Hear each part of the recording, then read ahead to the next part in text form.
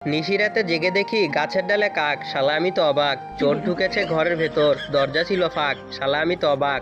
Mobile নিল, TV নিল, remote না হয় থাক, শালা আমি তো অবাক।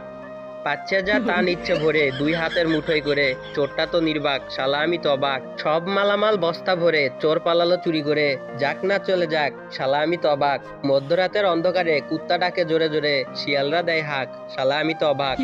ভয়ে শরীরে শিউরে ওঠে, না জানি আজ কি যে ঘটে, আবার ডাকে কাক, শালা আমি তো অবাক। হয়নি রাতে তেমন কিছু, কোনো ভূতাই নেয়নি পিছু, বেঁচে গেছি যাক, শালা আমি তো অবাক। সকালে দেখি পুরো পাড়া মারছে, সবাই মারছে তারা, চোরটা নাকি পড়েছে ধরা, চোরের মাথায় টাক, শালা আমি তো এবার পুরোই অবাক। তো যাই হোক বন্ধুরা, গল্পটা আপনাদের কেমন লাগলো সেটা অবশ্যই কমেন্ট বক্সে লিখতে ভুলবেন না। আর ভিডিওতে অবশ্যই প্রত্যেকে একটা করে লাইক করে দিবেন।